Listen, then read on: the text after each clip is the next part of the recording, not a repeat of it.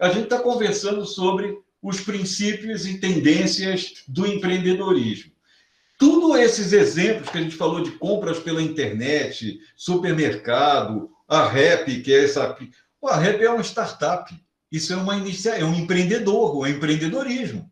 O cara sacou que, olha, eu tenho que, se eu quiser na farmácia, eu ligo na farmácia. Se eu quiser drogar o restaurante, eu ligo no restaurante. Se eu quiser um lanche, eu tenho que chamar no lanche. Se eu quiser coisa do mercado, eu tenho que ligar para o mercado. Se eu tiver aqui uma fruta que só tem na quitanda, eu tenho que ligar para a quitanda. Olha, esse cara sacou, eu posso fazer um cara fazer todas essas 5 coisas para essa pessoa. E ela não vai fazer 5 telefonemas ou entrar em 5 aplicativos ou em 5 páginas ou sites para fazer o pedido. Basta ele listar num só e esse um faz tudo para ele. Olha a sacada. Cortou um monte, olha quanto trabalho mesmo da tecnologia que já estava me facilitando, que ao invés de eu ter que ir em cada um daqueles endereços para comprar, eu já comecei a pedir pela tecnologia, ou seja, por um aplicativo, ou pelo site, ou até mesmo por telefone, eu num único lugar, consigo fazer todas as coisas. O que acontece para mim? Me sobra mais tempo. O que é o fundamento disso, da tendência de empreender, de construir coisas? Fazer coisas nesse sentido da solução. Nós precisamos sempre buscar soluções. Quando a gente fala assim que alguém busca uma solução, o que é isso? É porque existe um problema. Esse exemplo da Rappi é um exemplo bom desse. Era um problema. Eu tinha que ligar para vários lugares. Qual foi a solução? A solução que ele encontrou? Eu faço um aplicativo que a pessoa só vai nesse único lugar e eu resolvo todas as coisas para ela. Claro, vou ganhar dinheiro com isso. Ele vai cobrar uma taxa, vai ter um percentual, e ele vai cobrar também da loja lá também um percentual, ele fatura R$2 daqui com mais 5 dali, com 1.000 pessoas, ele fatura 5, 10, 15 mil, 30 mil, 50 mil por dia, para ter um monte de gente trabalhando para ele sem ter um empregado. Olha que beleza? Olha como é que muda as relações de trabalho também, a tecnologia. Todos são prestadores de serviço. Essa maturidade de trabalho em que a gente pensa em direitos e coisas assim, muitos de nós, não digo vocês, mas muitos de nós, quando se coloca como empregado, ele não está muito envolvido se a empresa vai crescer ou não. Ele está ali fazendo, eu sou pago para trabalhar de 8 às 5, de 8 às 5 eu estou aí, fim de papo, não vou fazer mais nada do que isso.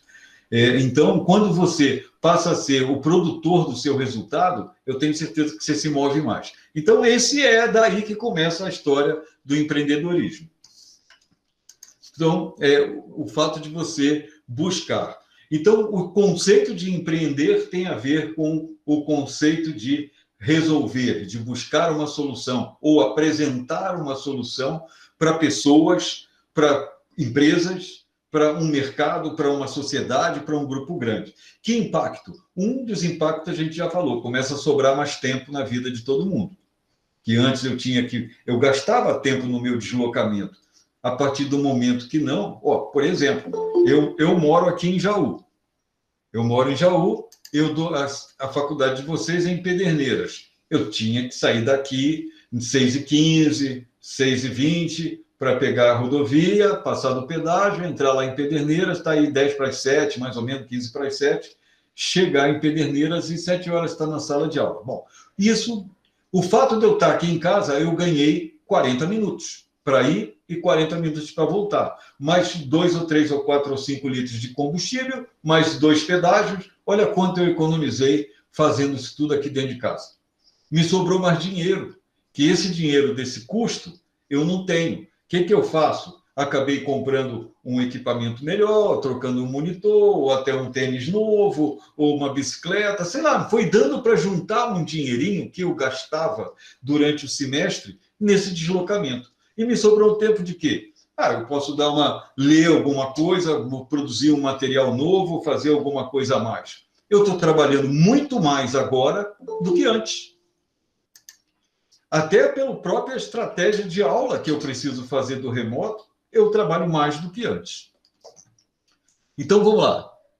Próximo ponto, conceitos aí, é uma ideia de inovação. Quando a gente fala em empreender, a gente fala em inovar. Quando a gente fala em inovar, é um conceito muito interessante, que quando a gente fala em inovação, é necessário que essa ideia, essa ação inovadora seja posta em prática. Se essa inovação não é posta em prática, ela não é inovação. Eu estou aqui com um aparelhinho, não sei se vocês sabem o que é isso aqui, que a gente prende o celular para botar num tripé, para filmar, para apresentar aula, seja o que for. Então, isso aqui, existia isso antes? Alguém começou a ver que precisava ter uma maneira de prender o celular de uma forma que eu pudesse ficar com ele preso em algum lugar e eu poder falar. Então, o cara pensou isso aqui, eu falou, se eu tivesse uma molinha, que aí varia para qualquer tipo de celular, eu posso prender, fica em pé, fixo lá, boto na posição, está fixo lá, não vai mexer. É uma inovação. Enquanto alguém ficou pensando, bom, precisava ter, amarra, não sei o quê, basta uma linha, basta um barbante, sei lá, prende de algum jeito, ele estava quebrando o galho. A partir do momento que ele teve uma sacada de fazer um aparelhinho com a mola, em que ele prende o celular fica sob pressão, não cai, ele inovou, ele criou um produto novo. Ele inventou alguma coisa de forma a trocar a estratégia, a forma de trabalhar. Então, inovação tem a ver com isso. Então, o objetivo da inovação é utilizar esse contexto da empresa, do ambiente, ou até econômico, e criar um caminho, uma estratégia diferente do que era normal para fazer. Quando a gente estava falando aí que o William lembrou do novo normal, falou isso, a Amanda, a Jana também comentou, a Mayla também falou sobre a REP. Quando a gente fala nesse objetivo de inovação, é apresentar algo que seja uma nova forma de fazer. É algo que ninguém nunca fez. Antigamente a gente podia ter, olha, o cara pode ter se inspirado nisso. Às vezes era um vizinho que a gente tem, que como é muito amigo de muitos anos, ele vai sair para ir na farmácia. Aí ele bate lá na porta da gente e fala assim, Fernando, eu estou indo na farmácia, quer alguma coisa de lá? Eu vou passar... Você vai em qual farmácia? Estou indo na farmácia tal. Você vai passar na frente da quitanda X? Você se incomoda de trazer 1 quilo de maçã para mim, por exemplo? Então, olha, esse favor é que o cara da REP sacou. E isso foi alguma coisa assim do outro mundo? Não. É algo simples e que resolveu a vida. Então, quando a gente cria uma estratégia diferente do habitual, por que é o diferente do habitual? Porque ele fez um aplicativo. Ele aproveitou o celular que está na mão de todo mundo e criou uma ferramenta para fazer isso. Então, esse é um ponto da inovação. O outro ponto é que o poder criativo, quando a gente fala em inovação, a gente está falando em criatividade. E inovação é o final de tudo. Quando a gente fala em inovação, já está pronto. Mas para a gente chegar na inovação, a gente tem que ter uma ideia. E a ideia, vamos pegar esse exemplo da Mayla, que foi muito legal, o negócio da REP aí, que é boa.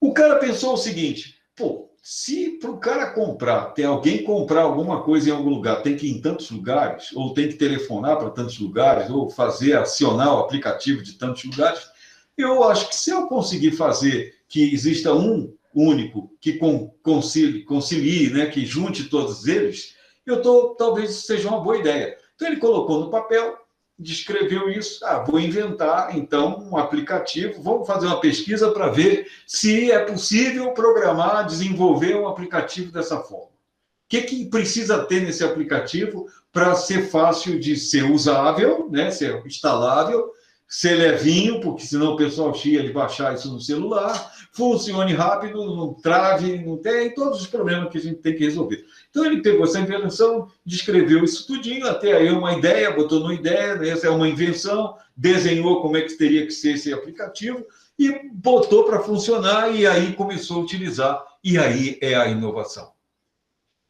Perceberam qual é a diferença entre ter uma ideia, ter uma vontade de resolver um problema, uma situação, e a outra é de ter ele já incorporado, como funciona, como eu dei esse exemplo dessa pecinha que prende celular. Então, a inovação tem a ver com isso. Tem a ver com o final, o resultado, a consequência gerada, a facilidade que construiu. Esse vídeo, vamos ver se vai funcionar. Eu vou tocar ele, vamos ver se vocês me digam se vocês estão ouvindo. Antes disso, é um vídeo português traduzido está falado em português de Portugal, que é a história do Eureka.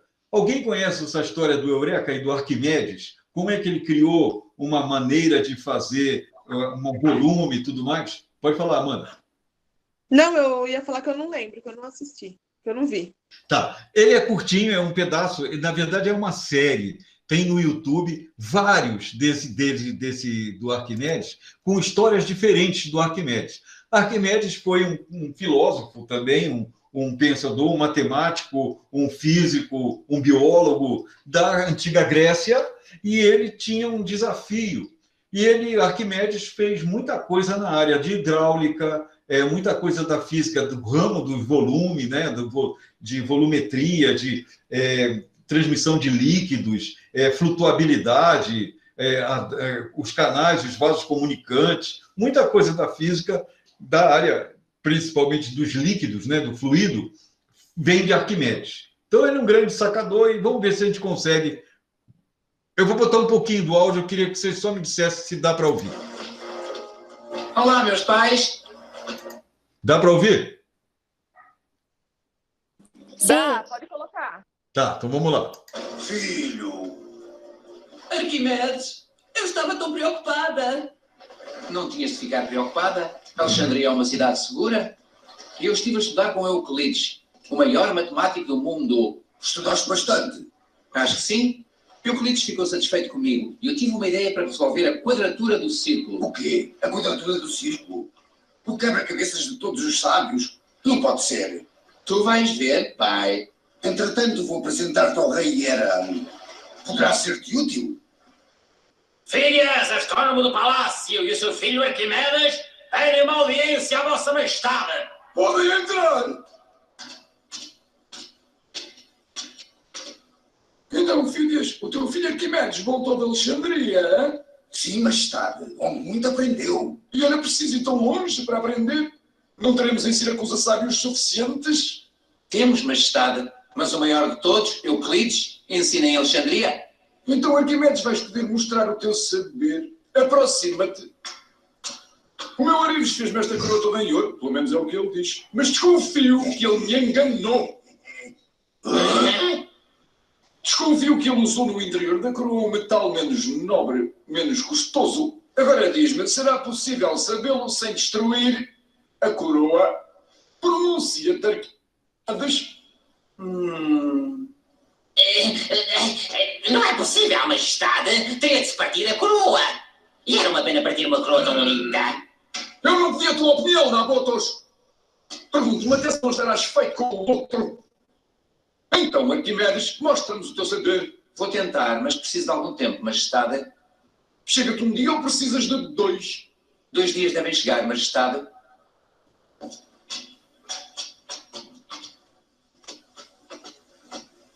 Estás em apuros, meu filho. O que vais fazer?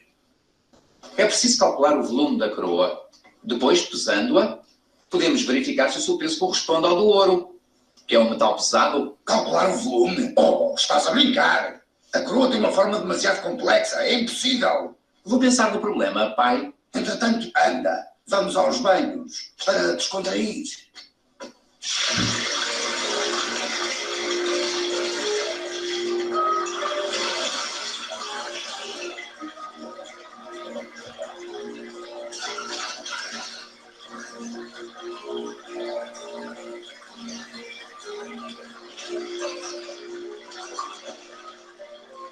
Vá, o que é que estás a fazer, Arquimedes? Eureka! Encontrei! Eureka! Eureka! O que é que se passa? Por que é que eu fui embora? O banho estava muito quente. Não faço ideia. Saiu a gritar: Eureka! Encontrei! Mas o que eu não sei. Não encontrou nada. Eu lavei bem a banheira. Eureka! Não há respeito. Quem é aquele? A correr tudo pela rua não pode ser. É Arquimedes, o filho de Filhas. Longátil. Bem? Então, Arquimedes, a coroa é de ouro puro? Claro que sim. Derreti 60 moedas de ouro para fazer. Peça para trazerem 60 moedas de ouro, majestade.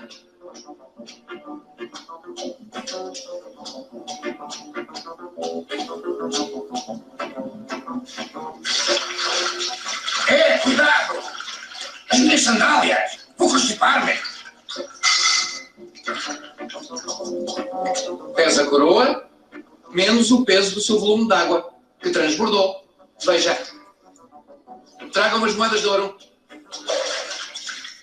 1, 2, 52, 53, 54. O peso das 54 moedas de ouro é igual ao peso da coroa, mas o nível de água não subiu até acima. Por isso, as moedas de ouro ocupam menos volume do que a coroa. Por isso, a coroa não é feita apenas de ouro. Contém também outro metal mais leve.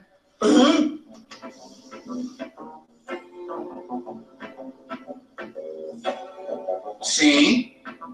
Tens a certeza? Oh, sim, mas está... Eu estou danado!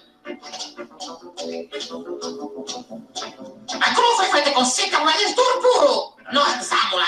Se o peso for o mesmo, mas a densidade for diferente, então é porque a coroa contém outro metal mais leve.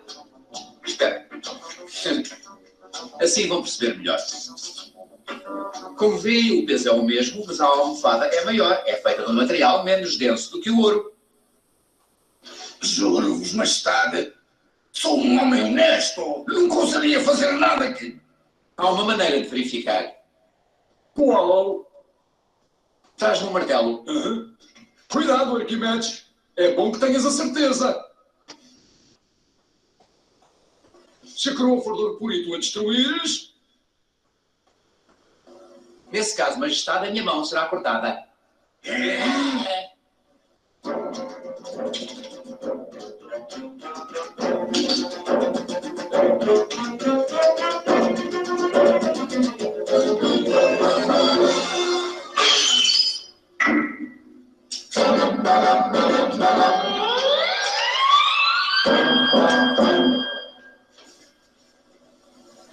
Prendam-no! E tu, Nabatoso, és vigarista ou incompetente? E quero-te fora daqui! Vai-te embora! Desaparece! Estás despedido! Mas, senhor, eu não sabia! Desaparece antes que eu perca a paciência! Sim, senhor! Tu sabes usar os teus conhecimentos, Arquimedes. Podes ser útil ao nosso povo.